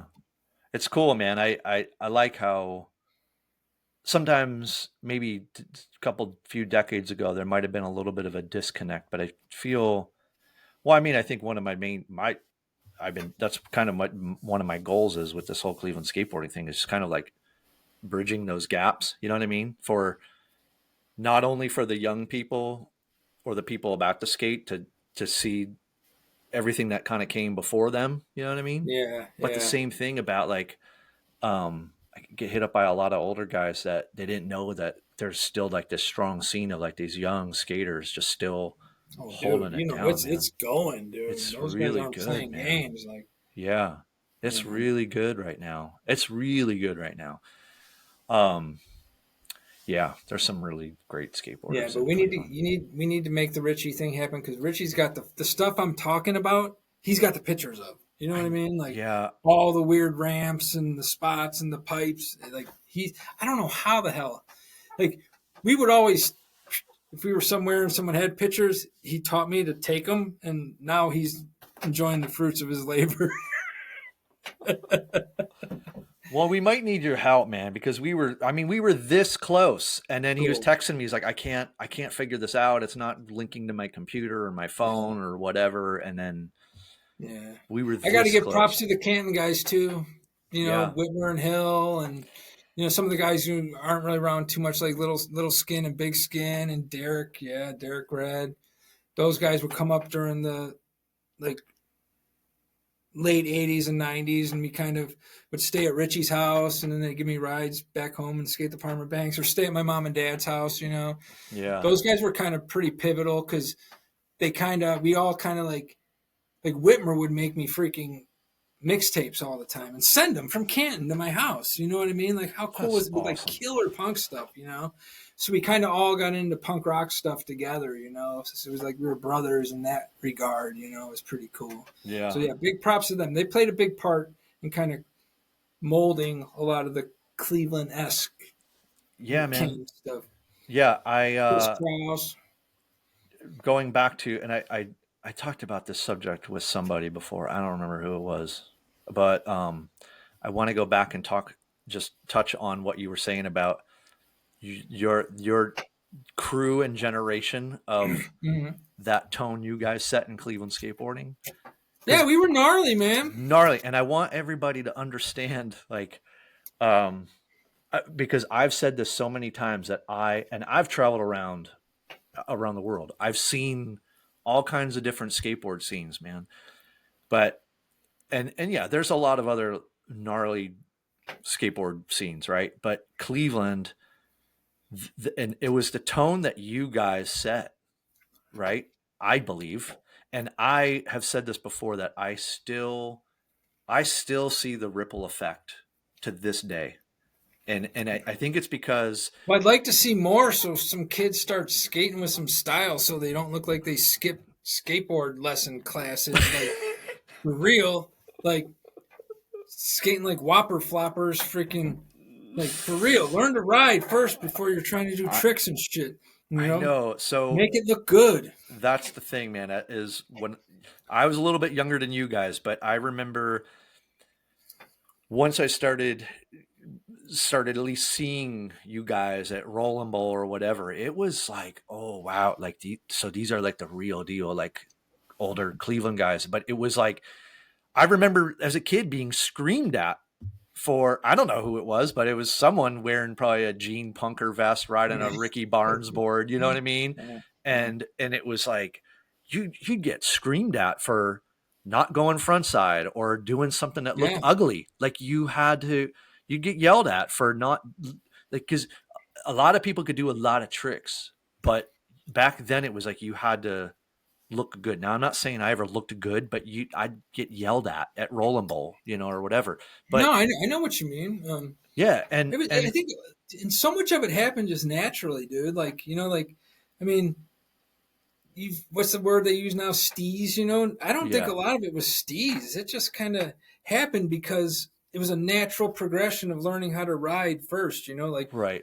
Like a lot of us, we spent weeks of our life, if you combine the hours, just doing kick turns on freaking half pipes to get to the top. You know what I mean? Like that was it wasn't like we just dropped in and tried airs. You had to like learn how to kick turn, front side, backside, front side, backside. Next thing you know, you hit the lip, grind. Next thing, so you're comfortable. You know what I mean? So next thing you know, like you're hanging up and chandeliering.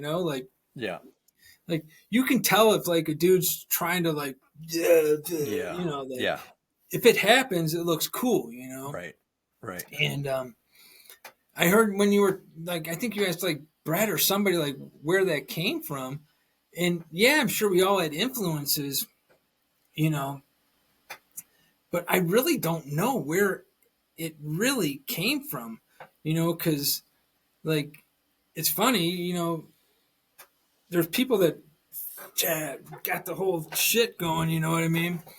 But like, we just all kind of started skating like that. I don't know where it came from. Because we go to Impit and just cruise through, try to find lines and, do all the stupid stuff like drag your hand and, Like, Right. I mean, I'm sure we saw it in a picture somewhere, probably from Dwayne skating down the hill, Signal Yeah. Hill or whatever, Yeah. like, I'm sure that's kind of where it came from, like, Yeah. I don't know. I mean, I don't know how you skate sometimes, maybe not so much street skating, but like when you're cruising and doing bowls and shit, like sometimes I'm just like pretending I'm in like a video or a movie or something, just kind of like, Yeah. like, Totally. I don't know, but I mean, Richie, once again, like that dude, you cannot help skate with him and not want to kind of skate like him. Kind of like watching Hewitt skate. You know what I mean? Yeah. Like you watch Hewitt skate, you're like, that's kind of how I wish I skate. Yeah. It's funny, Garth, when I was talking to Garth, he said that about how, he was a little bit older and he was like, yeah, we would be like popping out these little airs or whatever. But he said when at some point he came back to skate with like Richie and the Cleveland guys, and there was a point where he noticed, he's like, he said, those guys decided we're not doing it. We're not doing it here anymore. Yeah. We're doing it here. And that's how it is now. And, he remembers that change of like, oh, Well, I think one of the coolest things, one of the favorite things I loved about Richie, and I think a lot of the people I skated with, was like we had some ability. You know what I mean? Mm-hmm. But like you watch Richie skate, and you knew he was naturally had some talent, but he was pushing that freaking talent beyond what he was comfortable with. Yeah. So you like, and a lot of us, like we were the sweepers. You're just like, oh fuck, you don't even know. You're just praying it land. You know what I mean? Like, and I think you got to respect people that skate like that. That are pushing their abilities. You know, there's nothing worse than watching some dude that's just a freaking ace and looks like he wants to fall asleep while he's skating the vert ramp or whatever, you know what I mean? But you watch Richie try to do like a 4-foot freaking melon with his back foot flying off and his face is just like this. And, like, and he just sticks it on the bottom and you're just like, yeah. Yeah, man. That's how when I go out with, I don't know, with people, man, I always say, man, I like skateboarding to me has always been this, it just has to be this aggressive thing. I don't know. It has to be aggressive. Like, I don't know. Like I still like using hands, like street skating and using your hands on the ground or on stuff. Like that's just, I'm not saying that anything else is bad. I'm just saying that's what I've always been attracted to skateboarding and skateboarders that come across in this real aggressive way. Yeah. You know what I mean? But anyways, we were a bit aggressive, so I think it was a little angst. Yeah, man. Too. And so anyways, I always say that like if I see a young skateboarder out there that kind of, you look at him and you can kind of see like, oh, he's kind of got that old late 80s West Side rolling bowl kind of thing. It's like I still see the ripple effects. Mikey Quifo, I'm calling you out because Mikey Quifo is full Cleveland. Yeah. I don't know if you know Mikey, but he just got done rebuilding the turf up there. Oh, wow. And you watch him skate, I'll send you his Insta stuff. And he's... I probably know. I'm really bad with names sometimes, but I probably have. Pound for pound, Cleveland style, Quifo for sure. Yeah, yeah, yeah. Anyways, I still see the ripple effects from your era, you guys, like your influence from back then. I still see it in Cleveland. Well, shoot, man. What else? You got anything else? I don't know, man. We've been talking for a while. Oh man, coming up on 2 hours. Yeah. Really? This is pretty solid. Cool. I appreciate the opportunity. It was all probably a good thing. We didn't give it much time. Yeah, I don't know what else to say, dude, but I'm stoked. I'm glad you let me play the TKO anthem. No, it's awesome, man. Yeah, man. I'm looking forward to this summer, man. It's going to be some good skateboarding. Yeah. A lot of new stuff to skate. We'll go rip it up at the North Homestead Park. That's where I'd be. No, man. Yeah, it's great. I just was really excited to have you on here, man. I think a lot of people in the area know who you are, and for the other people that don't, man, you're a guy that's been around a long time. I've seen around for a long time, and the thing that has just your whole story, man. It's your whole journey you've gone through, and to be where you're at now, it's ripping, ripping that Cleveland Bowl or whatever. Very It's fortunate, and I don't forget it, man. yeah, All man. of us, anyone who can do this at our age, I mean, how awesome is that, dude? Yeah. Like you said, I remember when Kevin Dickman would come to the Rolling Bowl, and he was like probably 29, and we're just like that old dude, Yeah. you know. Yeah, you're But in your then you go to 50s, man. California, and there's dude 60 killing it, But But, yeah, but at the we'll same get there. time, yeah, but you're Now, still street skaters, though, that's a different story, though, bro. There's a lot of old like bowl dudes, but not many street rats, man. you're right. Because street So that's skating pretty cool. it's brutal. Street skating is I can't brutal. imagine, dude. I can't imagine. It's so brutal, man. It's I so tried to brutal. ollie today. It's My knee was hard. just like, no. It's really, really brutal, man. I took some That, slams that's today. that's pretty badass, dude. Yeah. Skateboard maniac in full effect. Keeping it going. Keeping it going, dude. Right on. Oh man. All right. Well, shoot. If you don't got anything to say, man, let's anything else, Nah, man. just Guess we'll learn to skate before you skate. Quit that's stinking up the parks and stuff. Yeah, don't skip the classes. But thank you, Skateboard Maniac, big time, man. I'll see you you're soon, I'm welcome, sure. Becker. All All right, right, bro. Have man. a good night. All right, man. You too. Thanks for coming on this. And to everybody else out there, hopefully I'll have another one of these out in a month. Maybe you can line up Richie for us to get this going. On it. Yeah. All right, man. I'm gonna hit pause now, and everybody else, we'll see you later.